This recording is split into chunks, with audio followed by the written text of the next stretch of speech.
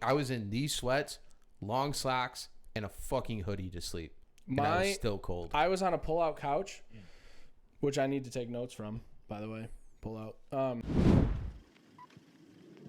You're now listening to the most mediocre podcast on the planet. Honestly oversharing. Throw your mic to on. Welcome to the Thunderdome. Calm down, right? Bitch. She's a mom now. Yeah, I know, right? A lot of roses right behind her. Then what? That was a funny. Fucking eight. That was a good one. No, it's a serious thing. She's pregnant too. Oh, really? I wasn't trying to make a joke out of that, but I see what you said. Just so everybody knows, I forgot to mute us, so everybody heard all of that entire conversation. Hell Super cool.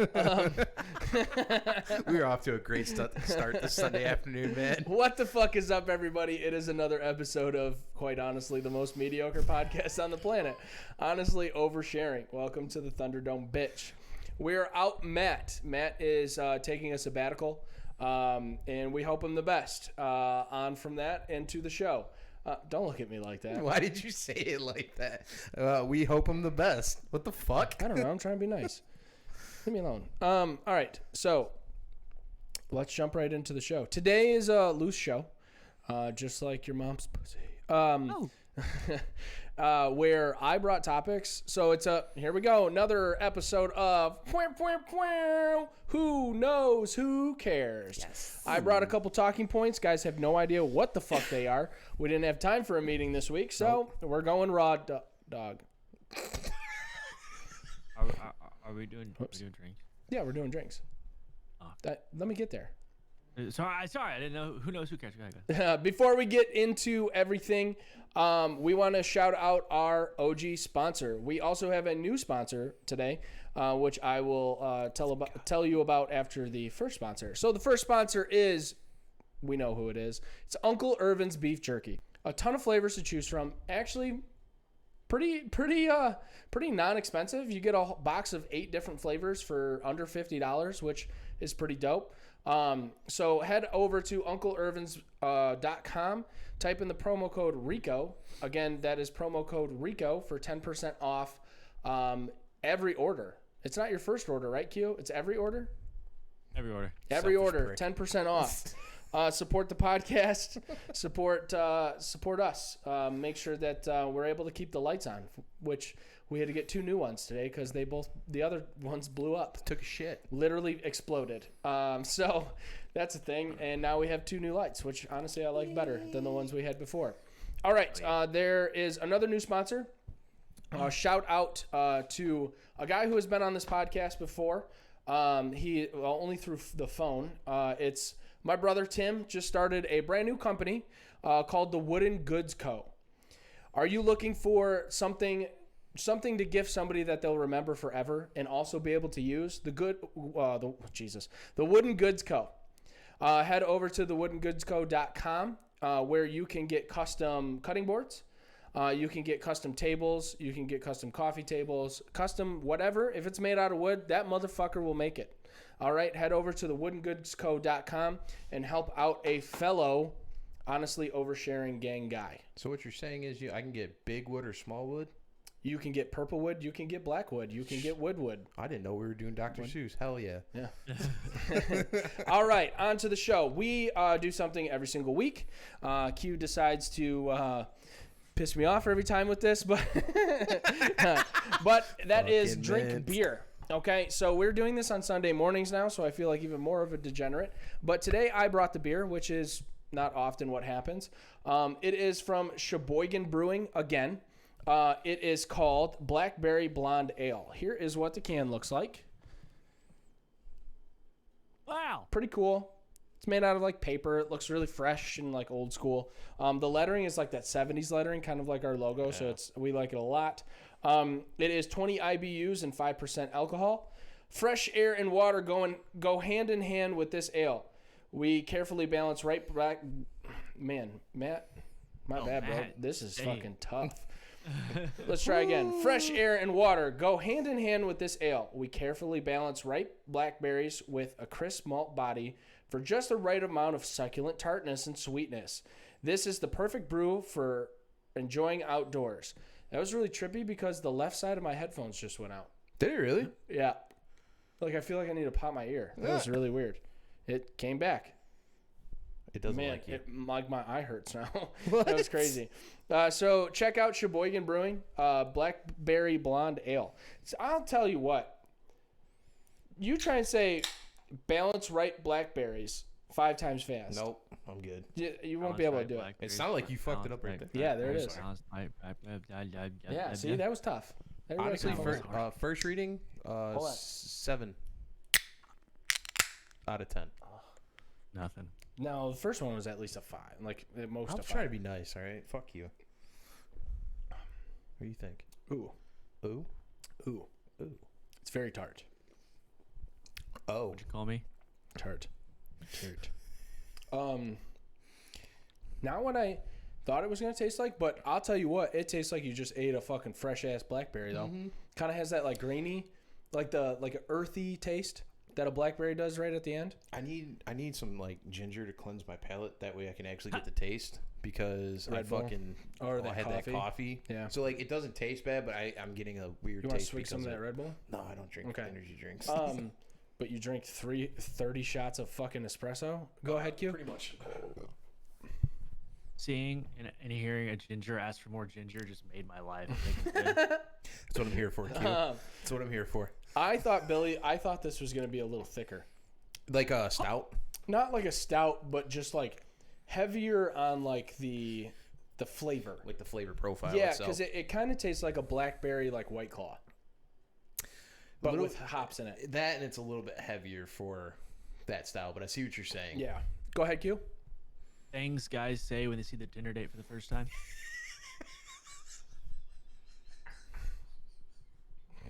Wish it could be a little thicker. God damn it. Thanks. You fucking string bean. Okay. I was trying really hard not to laugh. I left my pen in the car and I'm upset with myself. That's All right. sitting right in that dash, too. I know.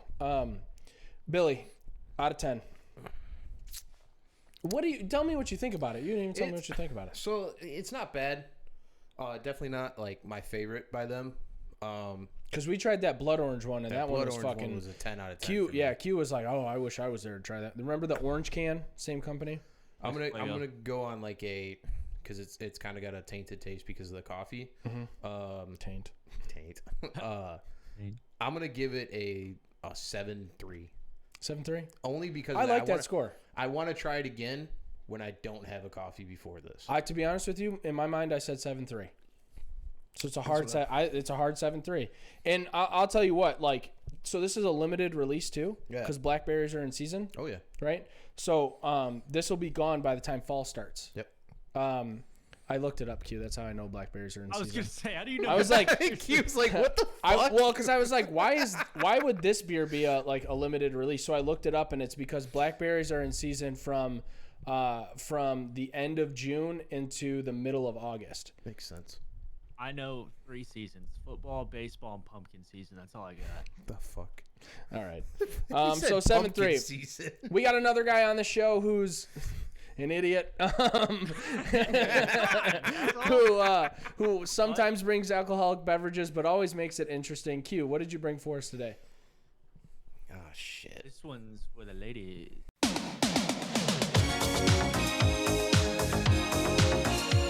Never gonna give you up, never gonna let you down, never gonna run around and hurt you. I was thinking Barry White. He went the complete opposite direction on that one. Baby girl. Oh my god. Today's beer of the day is brought to you by the one and only Kansas City Boulevard Brewing Co. Would you like me to show you the beer or give you the description first? Description first. Yeah, I want to be surprised. Can you see it in my glasses? Can No, you we actually not can't. at all.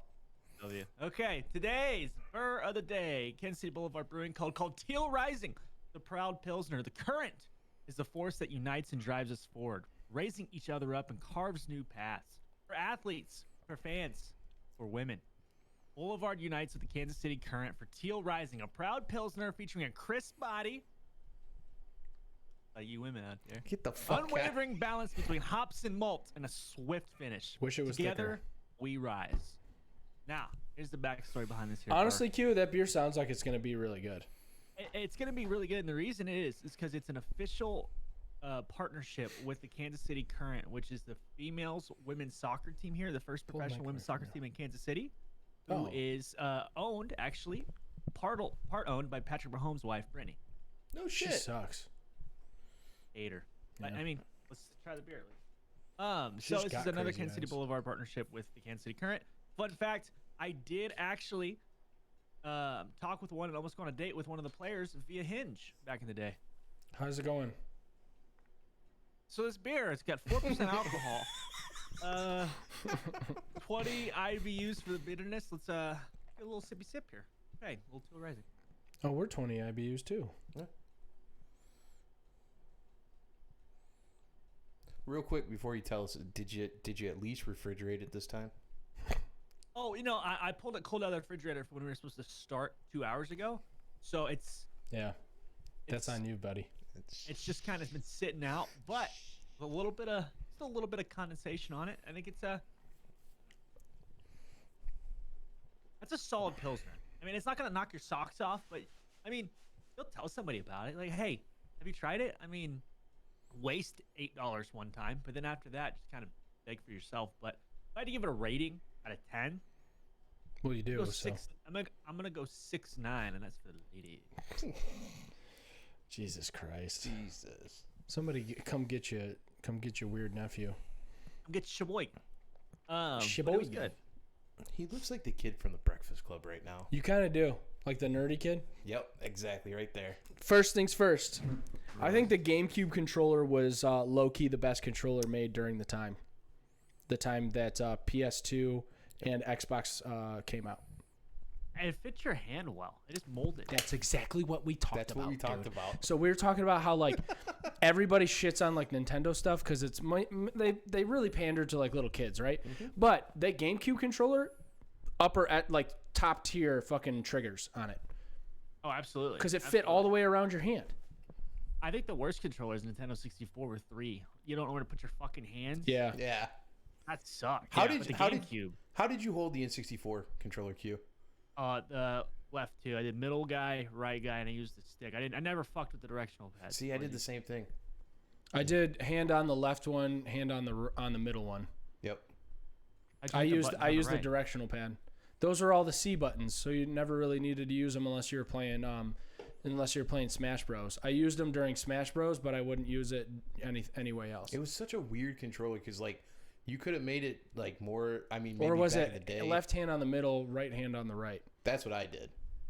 Where were the C buttons The at? C buttons were on the right hand side. I wish I could show my screen. I can't. Fuck. Because I'm on this computer. Just look up fucking Nintendo 64 controllers. We're looking at the same thing. Yeah, I know for a fact the C buttons were on the right, and the directional pad was on the left, and then I'm you had the looking up on my fucking phone. joystick in the middle. Right. And like the thing about Nintendo that was 64 controller. Yeah, I put right hand on the middle, left hand. No, you're right. Left hand in the middle, Right right hand hand on on the the right side. oh. Okay. Yeah, I was gonna say, how do you hit any of the I buttons never ever? use the D-pad. Yeah, that makes sense. I thought it was well. So on the Twitch, it's switched around. Is it? Yeah, or not on the. I said on the Twitch. On the Switch. On the Switch. On the Switch, it's if you don't have a Pro controller, you have buttons on either side. Okay. Okay. Because you really fucked my brain. I'm like, how the fuck is this guy hitting Yeah, the, like, I the green fucked blue my button? I fucked my own. See, brain up. and what was funny was later on, so like we ended up getting the Nintendo Wii for Christmas one year, but it was the Wii U or whatever, the like black looking console, a little bit more What a sleeker. terrible controller. Dude, they came out with the fucking like wireless controller. That thing was absolute dog shit. It felt like the cheapest plastic that you held in your hands, and then at the same time, like 3 different buttons went out on a game I was playing, and I was like, how the fuck am I supposed to beat the game now? This is bullshit. How many like high school girls do you think masturbated with this thing? Well, if you look at girls nowadays who use like hockey sticks and golf clubs and lightsabers, Frozen hot dogs. yep, they definitely probably use that. Q, you seem surprised. They probably put the rumble pack in too. If you ever like fuck with my childhood that hard again, I swear to God. Like this controller was the start of my video game career, and you're just like, I wonder how many chicks masturbate and shove it in their cooter. I mean, it's It a had valid enough room, question. bro. It's more than what I got. You think they used the little guy in the middle for the top part of that VGG? like the fucking butterfly or the rabbit ears. Oh my god. Yeah, you gotta throw the rumble pack on, like Billy said. What a fucking nightmare. Yeah, so that controller's like the worst one. Yeah. But the GameCube controller slept on, bro. Like that honestly, in my opinion, is the best controller that's like ever been made. It reminded me of the Super Nintendo controller and what was the other one? It was like the Super Nintendo controller and something else combined into that GameCube. Sega. Yeah, The Sega Sega controller. For me, it's definitely top tier. But the Xbox 360 I think is better just because the GameCube, like it has the joysticks like off center, like they have the top left and bottom right. Whereas Xbox, it kind of fits your hand the same, but they're both in the same spot. Yeah. I was an Xbox 360 nerd. That's my favorite console of all time. Oh, really? I agree with you on that one, 100%. I never had one. When they came out with the smaller controllers, I think that's when Xbox kind of took off with their, like everybody loves the PlayStation controller, but I don't know, it's just too small. And then I gotta like reach all the way into the middle to use the joysticks. Like I don't know, I just feel like there's a lot going on. Dude, there. I'll tell you right now. So like, we have the Xbox One. Yeah. Right. So grab the original Xbox controller and then tell me how it feels different. Because I think the Xbox controller is actually a lot bigger. Yeah, it's huge. It's weird. weird. So bulky. It was super like the new one. You're just kind of like, oh, this is sleek. This is nice. You grab that fucking monstrosity. And you're like, here, hold on. What the fuck? Hold on. Tell off all the 8-year-olds. So this is my custom, honestly oversharing ultimate like Xbox controller. That's sick, dude. And the dope part is like all the fucking sticks come off. Oh, you broke it. Is it magnetic? Yeah, it's all magnetic, and then I can change the stiffness of how the sticks move too. Feel that? It's like satin. And then I have quick triggers on too, so click it, see how it barely does anything. Shit. And then you got the paddles on the back too. Dude, this would be Thank God you can control the stiffness. Hang on, Q's not doing what I want him to do. Shit. Oh fuck. Yeah, isn't that fucking sick? It's kind of heavy. It's honestly, it feels lighter than the regular Xbox controller, like the Xbox One. And that one's a little bit smaller too. I like that a lot. Is it the new Xbox controller? It's the brand new like ultimate controller, so it's a little smaller than that. Yeah. I like it a lot. This is the best like $400 I've ever spent. If you were to rank controllers out of all gaming systems, Q, let's start with you. What would you like? We'll do top 3 like gaming controllers. What would you rank your top 3 to be? Are we including like scuff controllers and like all the modded ones? Or No, just the original bare OGs. bones. Yeah. Bare bones top 3. Mm-hmm. Number 3, I'll go original Nintendo, the box square one. Oh my God. So simple. Yep. So simple, just a few buttons. And that is, I think, one of the first consoles I ever played. Yep. Number 2, I'm gonna go. I gotta go GameCube. I think the way it felt. I wanted to go PS4 because it was a little bit bigger. It had the controllers going all the way down to the base. It didn't just stop real quick, which I liked the feel of it. But I gotta go. Third place, original Nintendo. Second place, GameCube. First place, Xbox 360, without a doubt. Yeah. Feel that. Rich, what are about yours? you? What are yours? Mine? I want to know what yours are. Because Billy's like low key gamer, but like games that like use more brain power than like hand skill. Like a lot of strategy games when I was a kid. I definitely would say You're a fucking nerd. Yeah. Number 3 would have to be the PlayStation 2 controller. It was very comfortable. Mm-hmm. That was the first time I got to experience like the rubber grip on the sticks. Like that was nice. Yeah. Because I remember on the N64 controller, like if you were playing Smash Bros or Mario Kart, you fucking blistered your thumb. Yeah. Plain and simple. Yeah, you did. It hurt so bad. Yeah. Number 2 would have to be the GameCube controller. Comfortable. It's like we said, the back bumpers molded to your fingers. It felt so clean in your hands. Number 1 would have to be to toss up. I would have to say the Super Nintendo controller. The square? Yeah. Or the rectangle? It was the purple and gray console. That one. Yeah. That was a pretty dope fucking controller. And you actually used all those buttons on like on the N64 where like you just had the C button and you're like, yeah, I'm never gonna fucking use those. Yeah. Well, at least on the GameCube it was like an actual like directional, like it was actually an analog stick. See, I always got myself in trouble with the N64 controller. So everybody here obviously played GoldenEye. Yeah. If you had Odd Job unlocked, you could make him even smaller. And everybody fucking hated it. Oh yeah. Oh. All right. So number 3 for me is Xbox 360. Okay. Number 2 is the SNES, the rectangle controller, and then GameCube controller. I get that. Because I brought up on the GameCube controller, I was brought up on it, and it literally, like, your finger just fit all, like, it was just the triggers for me, man. Like, you didn't even have to, like, manipulate your finger to, like, grab it. This is all sounding really crazy. But like the Xbox and the PlayStation, when you kind of have to reach back a little bit, these ones, like, your finger just, like, sat perfectly on top of the trigger. It's like those oddly satisfying videos. So you see people organizing shit and it just fits perfectly. That's how you felt with the controllers. It was like perfect size too. Like that controller is like upper echelon to me. Can we all agree? SSX tricky. Oh. Dude, I feel like we can all agree that controllers, though, back in the day when we were kids, were way tougher, and like we could beat the shit out of those and not break them. That's the thing, though. Like, they were so, like, fucking heavy duty. Like, I remember I threw a fucking controller one day because I got pissed off at a game. It was an N64 controller.